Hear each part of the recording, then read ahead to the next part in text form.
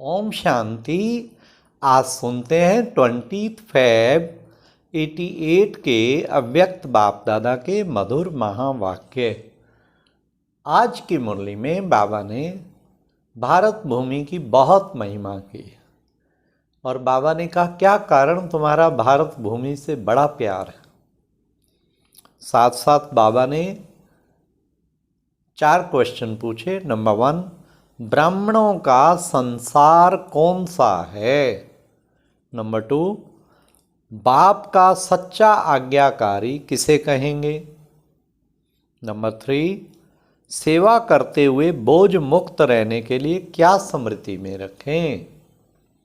Last, हर बच्चे का कौन सा रिकॉर्ड बाप दादा के पास रहता है। बड़े अच्छे क्वेश्चन हैं और आपको आंसर इसी मुरली में मिलेंगे, लेकिन मैं केवल जो दिल को टच करने वाला एक बाबा ने इसमें वाक्य बोला आज की मुरली में कि तुम कठपुतली हो, करावनहार कार्य करा रहा है। ये सदा स्मृति रखो तो आपको सेवा खेल अनुभव होगी। कितना भी कार्य हो, करावनहार बाबा करा रहा है। बाबा के लिए क्या है, बाबा तुम्हारा बोझ सारा ले लेता है, लेकिन बाबा बोझ क्योंकि तुम समझते हो तब बोझ कहता है। बाबा के लिए तो बोझ भी नहीं है, एक बस लकीर है, हुआ ही पड़ा है बाबा ने कहा। तो कितना प्यारे बाबा ने आज पुनः पुनः करावनहार बाप करा रहा है, तुम तो बस एक माध्यम हो। कितना सुंदर प्यारे बाबा ने इसके बारे बताया। तो आओ सुनते हैं और इस स्थिति का अनुभव भी करना है। 20 फरवरी 88 की मुरली। टाइटल है तन मन की थकावट मिटाने का साधन, शक्तिशाली याद। आज परदेशी बाप अपने अनादि देशवासी और आदि देशवासी सेवा अर्थ सभी विदेशी ऐसे बच्चों से मिलने के लिए आए हैं। बाप दादा जानते हैं कि यही मेरे सिक्की लद्दे लाडले बच्चे हैं। अनादि देश परम धाम के निवासी हैं और साथ साथ सृष्टि के आदि के इसी भारत भूमि में जब सतयुगी स्वदेश था और अपना राज्य था जिसको अभी भारत कहते हैं, तो आदि में इसी भारत देशवासी थे। इसी भारत भूमि में ब्रह्मा बाप के साथ साथ राज्य किया है। अपने राज्य में सुख शांति संपन्न अनेक जन्म व्यतीत किए। चाहे कितना भी अभी अंत में भारत गरीब व धूल मिट्टी वाला बन गया है, फिर भी अपना देश सो अपना ही होता है। वाह वाह। तो आप सभी के आत्मा का अपना देश और शरीरधारी देवता जीवन का अपना देश कौन सा है।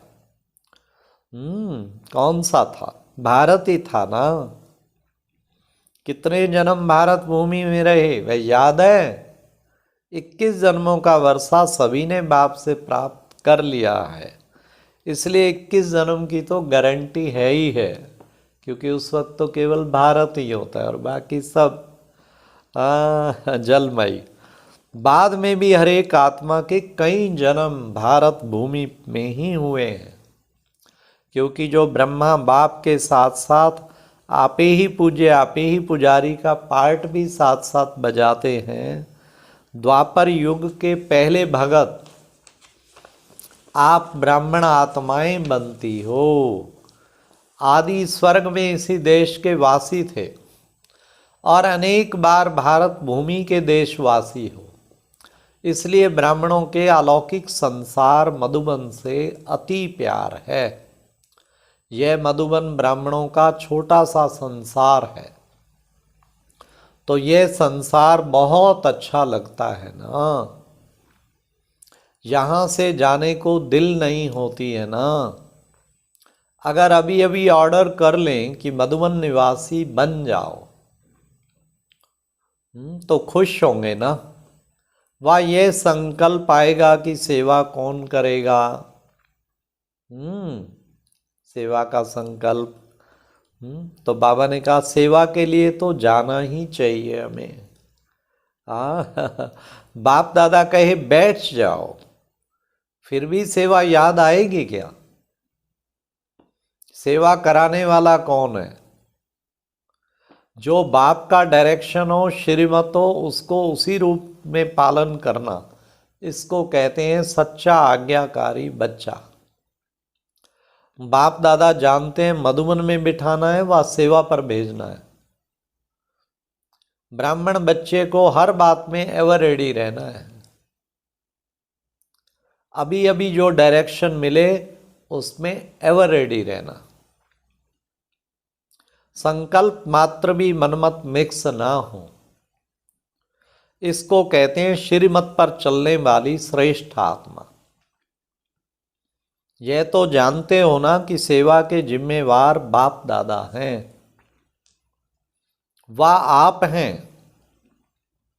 इस जिम्मेवारी से तो आप हल्के हो ना, कि जिम्मेवारी का थोड़ा थोड़ा बोझा है। इतना बड़ा प्रोग्राम करना है, यह करना है, बोझ तो नहीं समझते हो ना। करावनहार करा रहा है। करावनहार एक ही बाप है, किसी की भी बुद्धि को टच कर विश्व सेवा का कार्य कराते रहते हैं और कराते रहेंगे। सिर्फ निमित्त बच्चों को इसलिए बनाते हैं कि जो करेगा सो पाएगा। पाने वाले बच्चे हैं, बाप को पाना नहीं है। प्रारब्ध पाना या सेवा का फल अनुभव होना, यह आत्माओं का काम है। इसलिए बच्चों को निमित्त बनाते हैं। साकार रूप में भी सेवा कराने का कार्य देखा, और अभी अव्यक्त रूप में भी करावनहार बाप अव्यक्त ब्रह्मा द्वारा भी कैसे सेवा कर रहा है, यह भी देख रहे हो। अव्यक्त रूप की सेवा की गति और ही तीव्र गति है। कराने वाला करा रहा है और आप कठपुतली के समान नाच रहे हो। यह सेवा भी एक खेल है। कराने वाला करा रहा है और आप निमित्त बन एक कदम का पदम गुणा प्रारब्ध बना रहे हो। तो बोझ किसके ऊपर है बताओ? बाबा प्रश्न पूछ रहा है, कराने वाले पर या करने वाले पर? बाप तो जानते हैं यह भी बोझ नहीं है। आप बोझ कहते हो तो बाप भी बोझ शब्द कह देते हैं। बाप के लिए तो सब हुआ ही पड़ा है। सिर्फ जैसे लकीर खींची जाती है ना, लकीर खींचना बड़ी बात लगती है क्या? हाँ, तो क्या, तो ऐसे बाप दादा सेवा कराते हैं। सेवा भी इतनी सहज है जैसे एक लकीर खींचना। रिपीट कर रहे हैं, निमित्त खेल कर रहे हैं। जैसे माया का विघन खेल है, तो सेवा भी मेहनत नहीं लेकिन खेल है। ऐसे समझने से सेवा में सदा ही रिफ्रेशमेंट अनुभव करेंगे। जैसे कोई खेल किस लिए करते हैं? थकने के लिए नहीं, रिफ्रेश होने के लिए खेल करते हैं। चाहे कितना भी बड़ा कार्य हो, लेकिन ऐसा ही अनुभव करेंगे जैसे खेल करने से रिफ्रेश हो जाते हैं। चाहे कितना भी थकाने वाला खेल हो, लेकिन खेल समझने से थकावट नहीं होती, क्योंकि अपने दिल की रुचि से खेल खेला जाता है। चाहे खेल में कितना भी हार्डवर्क करना पड़े, कितनी मेहनत लगती है, फटाफट बैडमिंटन कितना भाग दौड़ करनी पड़ती है, हार्ड वर्क करना पड़े, लेकिन वह भी मनोरंजन लगता है। वाह, क्योंकि अपने दिल से कर रहे हो ना। कई बार कितना शाम को थक के आते हैं सारा दिन, फिर कहते हैं चलो थोड़ी देर बैडमिंटन खेले, थकावट उतर जाएगी, जबकि उसमें मेहनत कितनी भाग दौड़ सब, लेकिन दिल से कर रहे हैं तो वो थकावट बल्कि उतार देता है। और कोई लौकिक कार्य बोझ मिसल होता है, निर्वाह करना ही पड़ेगा। ड्यूटी समझ करते हैं, इसलिए मेहनत लगती है। चाहे शारीरिक मेहनत करें, चाहे बुद्धि की मेहनत का काम होए, लेकिन ड्यूटी समझ करने से थकावट अनुभव करेंगे, क्योंकि यह दिल की खुशी से नहीं करते। ड्यूटी है, बोझ है, का उठाना पड़ेगा ये तो। हाँ, जो अपने मन से उमंग से खुशी से कार्य किया जाता है उसमें थकावट नहीं होती, बोझ अनुभव नहीं होता। कहाँ कहाँ बच्चों के ऊपर सेवा के हिसाब से ज़्यादा कार्य भी आ जाता है। बाबा को हर समाचार बच्चों का है, इसलिए भी कभी कभी थकावट फील होती है। बाप दादा देखते हैं कई बच्चे अथक मन सेवा करते, उमंग उत्साह में भी रहते हैं। हाँ, तो सचमुच बाबा तेरा शुक्रिया करें, ये तो वरदान बाबा ने दिया हुआ है। रोज़ रात को 10:30 बजे, लगभग 10:30 11 बजे विश्राम में जाते, क्योंकि बाबा की मुरली पढ़, चार्ट लेख और कई सेवाओं का भी कार्य। सुबह भी बाबा 3 बजे उठाता, लेकिन दिन में रेस्ट नहीं करते, पर थकावट जरा नहीं होती दिन में। ये प्यारे बाबा का कमाल और वरदान और दुआओं का फल। हर एक बच्चे की बाबा ने कहा, हाँ, उमंग उत्साह में भी रहते हैं, फिर भी हिम्मत रख आगे बढ़ रहे हैं, यह देख बाप दादा हर्षित हो रहे हैं। फिर भी सदा बुद्धि को हल्का जरूर रखो, समझा। बाप दादा बच्चों के सब प्लान प्रोग्राम वतन में बैठे भी देखते रहते हैं। हर एक बच्चे की याद और सेवा का रिकॉर्ड बाप दादा के पास हर समय का रहता है। सुना कौन सा रिकॉर्ड बाबा के पास है? याद और सेवा क्या करते हैं, सबका रिकॉर्ड बाबा का। जैसे आपकी दुनिया में रिकॉर्ड रखने के कई साधन हैं, बाप के पास साइंस के साधनों में भी रिफाइन साधन है, स्वतः ही कार्य करते रहते हैं। जैसे साइंस के साधन जो भी कार्य करते वे लाइट के आधार से करते, सूक्ष्म वतन में तो है ही लाइट। लाइट का वतन, साकार वतन के लाइट के साधन फिर भी प्रकृति के साधन है, लेकिन अव्यक्त वतन के साधन प्रकृति के साधन नहीं है। और प्रकृति रूप बदलती है, सतो रजो तमो में परिवर्तन होती है।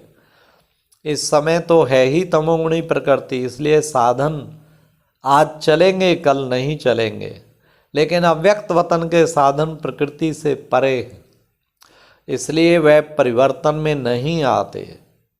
जब चाहो जैसे चाहो सूक्ष्म साधन सदा ही अपना कार्य करते रहते हैं।